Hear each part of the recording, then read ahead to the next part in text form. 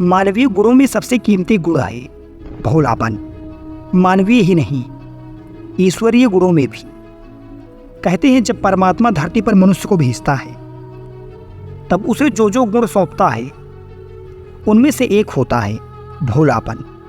कहा जाता है कि जब मृत्यु के बाद आत्मा की परमात्मा से मुलाकात होती है तो उस समय जो जो भगवान पूछता है उनमें से एक होता है वह भोलापन बचाकर लाए हो जो जन्म के समय तुम्हें सौंपा था या कहीं खो आई। कहा जाता है कि ईश्वर के इस सवाल का जवाब हम सबको देना पड़ता है। दार्शनिक डेविड थोरो की एक किताब है वाल्डेन। इस किताब का जो मुख्य पात्र है वह जानबूझकर शहर से भागता है और जंगल में जा बसता है। उसकी सारी जद्दोजहद अपने भीतर की उन चीज़ों को बचाए रखने की है जो उसे पूर्णतया प्राकृतिक अवस्था में मिली है। पूरे जीवन वह अपने भोलेपन को बचाने के लिए लड़ता है और उसे सफलता भी मिलती है।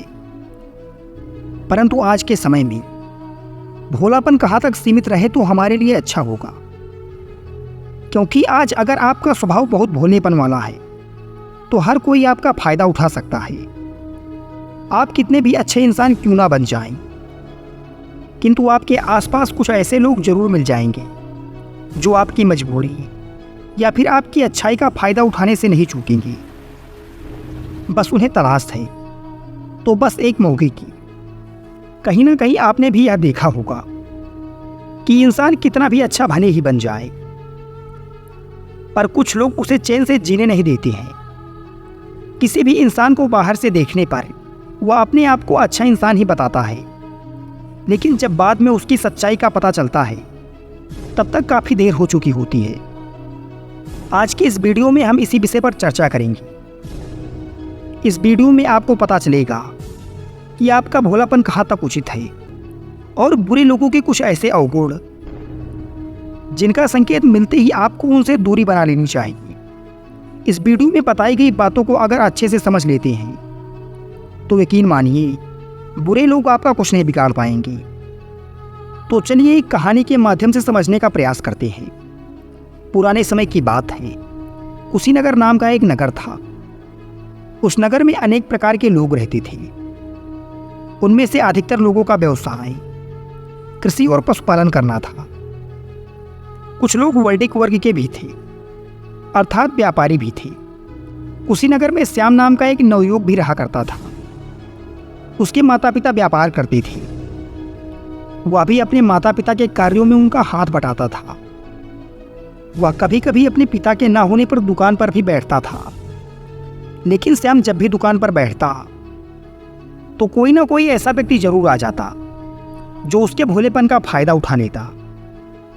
श्याम जब अपने गुरुकुल में जाता तो उसके दोस्त भी उसे बुरा भला कहते थे या उसकी अच्छाई का गलत फायदा उठा लेते थे, उसका मजाक भी बना देते थे। इस बात से भोला बहुत परेशान रहने लगा। एक दिन आश्रम के कुछ शिष्यों के साथ भोला जंगल जाता है। उसके साथी उसे पेड़ से फल तोड़ने के लिए उसे पेड़ पर चढ़ने के लिए कहते हैं। जब श्याम पेड़ पर चढ़ जाता है तो बाकी शिष्य उसे डराने लगते हैं। जल्दबाजी में पेड़ से उतरते हुए वह गिर जाता है, जिससे उसे काफी चोटें लगती हैं।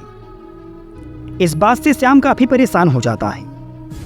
श्याम कभी भी किसी के बारे में बुरा नहीं सोचता था, पर जब कोई उसके साथ बुरा बर्ताव करता या फिर उसकी अच्छाई का गलत फायदा उठाता तो वह बहुत ही परेशान हो जाता था। इस बात से परेशान होकर श्याम के घर वालों ने उसे बहुत डांटा। उसके पिता ने कहा, तुम्हें यह नहीं पता चलता कि सामने वाला कैसा व्यक्ति है, वह तुम्हारा फायदा उठा रहा है या नहीं। थोड़ा लोगों को जांच और परख कर विश्वास किया करो। लोगों के गुण और अवगुण के बारे में जानना सीखो। श्याम काफी निराश और मायूस हो गया था। उसने सोचा कि हम तो सबके साथ अच्छा ही करते हैं, परंतु लोग ना जाने क्यों हमारे साथ इतना बुरा करते हैं। यदि मुझे व्यक्ति के अवगुणों के बारे में पता चल जाए तो मैं पहले से ही सावधान हो जाऊं, जिससे कि मैं बार बार धोखा खाने से बच सकूं। फिर बार बार ये बुरा करने वाले लोग मेरे को कुछ बिगाड़ नहीं सकते। बार बार मुझे मुसीबत का सामना भी नहीं करना पड़ेगा। श्याम सभी व्यक्तियों को समान रूप से देखता था। वह किसी में भेदभाव नहीं करता था, लेकिन ज़्यादातर मुसीबतों में वो अपनी इन्हीं अच्छी आदतों के कारण फंसता था। एक दिन श्याम अपने गुरुकुल में इन्हीं विचारों में खोया हुआ उदास बैठा था। तभी गुरु जी की नज़र श्याम पर पड़ी। गुरु ने उसे अपने पास बुलाया और उसके इस उदासी का कारण पूछा। श्याम की आंखों में आंसू आ गए। उसने व्यथित मन से गुरु जी को अपनी सारी समस्या बताई। गुरु जी बहुत ज्ञानी महापुरुष थे। श्याम की सारी बातों को बड़े ही ध्यानपूर्वक सुनने के बाद गुरु जी कहते हैं कि तुम्हारी समस्या ये है कि तुम सब लोगों के साथ एक सा ही व्यवहार करते हो। तुम्हें यह नहीं पता कि इस संसार में भांति भांति के लोग और अनेक प्रकार के जीव जंतु निवास करते हैं। तुम अगर मुसीबतों से बचना चाहते हो तो तुम्हें अपने आचरण को अपने हिसाब से नहीं, बल्कि सामने वाले व्यक्ति का आचरण देखते हुए सीमित रखना है। तुम्हें पहले यह जान लेना चाहिए कि सामने वाले व्यक्ति का स्वभाव कैसा है। अगर तुम किसी सर्प के साथ अपना भोलापन दिखाओगी तो वो तुम्हें निश्चित ही डसेगा। इसीलिए बेहतर होगा कि तुम उससे अपनी दूरी बना लो। आज मैं तुम्हें लोगों के अवगुण पहचानने के लिए 7 ऐसी बातें बताने वाला हूं जिसे तुम्हें ध्यानपूर्वक सुनना है, और इन्हें सुनने के बाद तुम निश्चित ही अच्छे और बुरे व्यक्ति में पहचान कर पाओगी।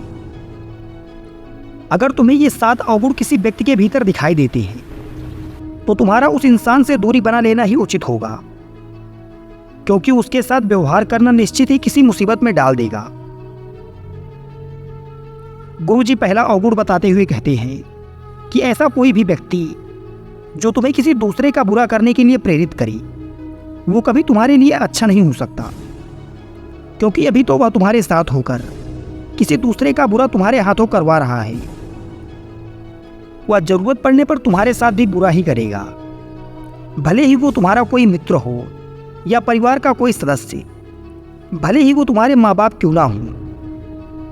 यदि वे तुम्हें दूसरे का अहित करने की सलाह दे रहे हैं या तुम्हें उसका बुरा करने के लिए उकसा रहे हैं, तो तुम्हें यही सावधान हो जाना है और ऐसे व्यक्ति से अपनी उचित दूरी बना लेनी है, क्योंकि इन्हें तुम्हारी भावनाओं से कोई सरोकार नहीं होता, क्योंकि ये आपकी भावनाओं से जुड़े नहीं होते। आगे गुरु दूसरा अवगुण बताते हुए कहते हैं कि जो दूसरों के बारे में झूठी अफवाह फैलाकर उन्हें नीचा दिखाने की कोशिश करते हैं और उनके पीठ पीछे गलत बातें करते हैं, ऐसे लोग कभी सच्चे नहीं हो सकते। ऋषि कहते हैं कि श्याम, तुमने ध्यान दिया होगा कि कुछ लोग जब तुमसे बात करते हैं तो तुम्हारे सामने तुम्हारी तारीफ और दूसरों की बुराई बताते हैं। ऐसे लोग जब दूसरों से बात करते हैं तो उसके सामने उसकी तारीफ और तुम्हारी बुराई करते हैं। दरअसल ये उनकी चाल होती है। वो तुम्हारे विश्वास को जीतना चाहते हैं ताकि तुम उन पर भरोसा करो और वो तुम्हारा लाभ उठा सके। इसीलिए ऐसे मौक़ों पर जब सामने वाला तुम्हारे सामने किसी तीसरे की बुराई कर रहा हो तो आप उसके सामने उसके बारे में बुरा ना करें, आप बस चुप्पी मार के सुने। अगर आप भी उसकी बुराई में शामिल हो गई तो इसका मतलब ये है कि सामने वाला अपनी चाल में सफल हो गया। इसीलिए जब कोई व्यक्ति तुम्हारे सामने किसी दूसरे व्यक्ति की बुराई कर रहा हो तो चुपचाप उसकी बातों को सुने और उससे अपनी उचित दूरी बना लें। गुरु तीसरा दोष बताते हुए कहते हैं, ऐसे लोगों से सदैव दूर रहना जो समाज विरोधी या आपराधिक गतिविधियों में शामिल होते हैं, जो समाज में उपद्रव व अशांति फैलाने का कार्य करते हैं, जो समाज की मान्यताओं के विरुद्ध काम करते हैं, वह असामाजिक तत्व होते हैं। कुछ ऐसे लोग भी देखने को मिलते हैं कि जिसका खाते हैं उसी की बुराई करते रहते हैं और समाज में लोगों के बीच विरोध पैदा करते हैं, एक दूसरे को आपस में भिड़ाने का प्रयास करते रहते हैं और समाज में गलत धंधे भी करते हैं। वो यह सब अपने फायदे के लिए करते हैं। उन्हें दूसरों के हित या अहित से कोई मतलब नहीं होता। उन्हें यह पता होते हुए कि उनके इस घृणित कार्य से कितने लोगों का नुकसान हो सकता है, कितनों का घर उजड़ सकता है, वो इन सब बातों से जानबूझकर अनजान बने होते हैं। अगर तुम्हें ऐसे लोगों के बारे में पता चल जाए तो तुम्हें ऐसे लोगों से भावनात्मक रिश्ता नहीं रखना चाहिए, क्योंकि ऐसे लोग तुम्हारी निठुर बर्बादी का कारण बन सकते हैं। इसीलिए ऐसे लोगों से दूरी बना लेना ही उचित रहेगा, क्योंकि ऐसे लोग किसी राज्य की सेना या पुलिस द्वारा पकड़े जाएंगे तो आपका भी नाम लेंगे और आपको भी उनके साथ बिना जुर्म की सजा काटनी पड़ सकती है। इसीलिए ऐसे लोगों से अपनी दूरी बनाकर रखें। आगे गुरु चौथा अवगुण बताते हुए कहते हैं कि जो व्यक्ति अपने माता पिता का तिरस्कार करते हैं, गुरु जी श्याम से कहते हैं कि श्याम जरा सोचो, जो व्यक्ति अपने माता पिता की इज्जत नहीं कर सकता, उनकी सेवा व सहायता नहीं कर सकता, वो तुम्हारा अच्छा भला कैसे सोच सकता है। जो व्यक्ति उन लोगों का नहीं हुआ जिन्होंने उसे ये दुनिया दिखाई, जिनकी वजह से वह अपने पैरों पर खड़ा है, वह उनका नहीं हुआ तो तुम्हारा क्या होगा। वास्तव में ऐसे व्यक्तियों की भावनाएं मर चुकी होती हैं। जरा सोचो, जिस व्यक्ति की भावना ही मर गई हो वो तुम्हारा साथ कैसे दे सकता है। वो तुम्हारे साथ भावनात्मक रूप से कैसे जुड़ सकते हैं। वो भला तुम्हारी भावनाओं का मजाक नहीं उड़ाएंगे तो क्या करेंगे। इसीलिए ऐसे लोगों से सदैव दूरी बनाकर रखो, जो अपने माता पिता, बंधु बांधवों द्वारा किए गए उपकारों को ना मानते हों। उनके प्रति कृतज्ञता करने की जगह उनका उपहास करते हों। गुरु जी आगे पांचवा नियम बताते हुए कहते हैं कि जो जिंदगी के बारे में हमेशा निराशावादी बातें करते हैं, तुम्हें उन लोगों से भी बचकर रहना चाहिए। कि जो व्यक्ति हमेशा नकारात्मकता से ग्रस्त रहता है, आपके हर अच्छे विचारों में वह कहीं ना कहीं कोई नकारात्मक विचार घोल देता है, जिसके कारण आपके अपने विचारों पर ही एक प्रश्न चिन्ह खड़ा हो जाता है, जिसके कारण आप हतोत्साहित होते हैं। ऐसे लोगों से भी आपको दूरी बनाकर रखनी चाहिए, क्योंकि एक अच्छा जीवन जीने के लिए जितनी आवश्यकता हवा पानी और भोजन की होती है, उतनी ही आवश्यकता सकारात्मक ऊर्जा की भी होती है।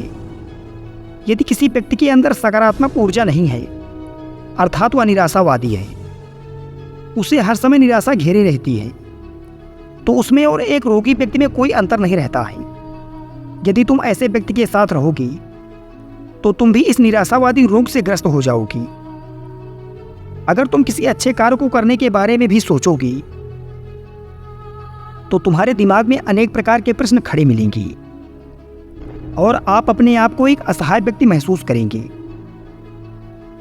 इसीलिए ऐसे लोगों से भी ज़्यादा लगाव नहीं रखना चाहिए, क्योंकि ऐसे लोग आपको कभी आगे नहीं बढ़ने देंगे। गुरु आगे छठवां अवगुण बताते हुए कहते हैं कि एक अवगुणी व्यक्ति को कभी दूसरे व्यक्ति के गुण दिखाई नहीं देते। अगर कोई व्यक्ति तुम्हारे अवगुणों और दोषों पर ही अपना ध्यान केंद्रित करके तुम्हें उत्साहित करता है और वह हमेशा आपके अवगुण ही देखता है, तो ऐसे व्यक्ति से भी दूरी बना लेनी चाहिए, क्योंकि एक अवगुणी व्यक्ति के अंदर दूसरों का गुण देखने का सामर्थ्य नहीं होता। इसीलिए ऐसे व्यक्ति से भी दूरी बना लेनी चाहिए। भले ही आप कितना अच्छा कार्य कर दें, लेकिन एक अवगुणी व्यक्ति आपके द्वारा किए गए उन समस्त कार्यों को छोड़कर सिर्फ अवगुण की ही तलाश करेगा। अवगुण मिलते ही आपका उपहास करेगा। ऐसे व्यक्तियों को तुम्हारी भावनाओं की कोई कदर नहीं होती। ऐसे लोग यदि तुम्हारे साथ रहेंगे तो प्रायः तुम्हें दुखी ही करते रहेंगे। गुरु आगे श्याम को अंतिम और सातवां अवगुण बताते हुए कहते हैं कि ऐसे लोगों से सदैव दूरियां बनाना, जो आपकी गलत बातों का कभी विरोध ना करें, क्योंकि ऐसे लोग जो आपको गलत रास्ते पर जाने से नहीं रोकते, वो तुम्हारे मित्र होकर भी तुम्हारे शत्रु के समान हैं। वो जानबूझकर तुम्हें खाई में ढकेल रहे हैं। हर मित्र और सगी संबंधी का यह धर्म होता है कि वह एक दूसरे को अच्छे मार्ग पर चलने के लिए प्रेरित करे और गलत रास्ते पर चलने से उन्हें रोके। यदि कोई मित्र आपके द्वारा बार बार किसी गलती के दोहराने पर चुपचाप मूक दर्शक बना रहता है, तो आप समझ सकते हैं कि वो आपका पतन देखने का इच्छुक है। वो कभी भी तुम्हारा हित नहीं सोच सकता। वो तुम्हारे शत्रुओं से भी ज्यादा खतरनाक शत्रु है। इसीलिए ऐसे व्यक्तियों से हमेशा सावधान रहना चाहिए। गुरु आगे कहते हैं कि श्याम, अगर तुम मेरी इन बातों को समझ गए हो तो जीवन में तुम्हें कोई परेशानी का सामना नहीं करना पड़ेगा और ना ही तुम्हारा कोई गलत फायदा उठा पाएगा। श्याम गुरु को प्रणाम करके अपने घर वापस आ जाता है और अपने गुरु द्वारा बताई गई बातों का पालन करने लग जाता है। अब वह समझ गया है कि किन लोगों के साथ रहना है और किन लोगों के साथ उसे नहीं रहना। दोस्तों, जिस तरह से हमारे समाज और रिश्तेदारों में भी तरह तरह के लोग पाए जाते हैं, यदि हम उन सभी के साथ एक सा व्यवहार करेंगे तो निश्चित ही श्याम की तरह मुसीबत में पड़ेंगे। इसीलिए पहले हमें व्यक्ति के आचरण को समझना चाहिए, उसके बाद आपको भी उसके साथ वैसा ही व्यवहार करना चाहिए जिस व्यवहार की वह लायक है। यदि हम दुष्ट या धोखेबाज के साथ अच्छा आचरण करेंगे तो निश्चित ही हम किसी न किसी मुसीबत में फंसेंगे। इसीलिए अपने भोलेपन का उपयोग सामने वाले के हिसाब से करें। दोस्तों, अगर आप हमारी इस कहानी को ढेर सारा प्यार देते हैं तो हम आपके लिए और भी रोचक और प्रेरणादायक वीडियो लाते रहेंगे जो आपको जिंदगी की सीख देंगे, जिनके माध्यम से आप अपने जीवन में आने वाली समस्याओं के आने से पहले ही सतर्क हो सकते हैं और एक हैप्पी लाइफ जी सकते हैं। धन्यवाद।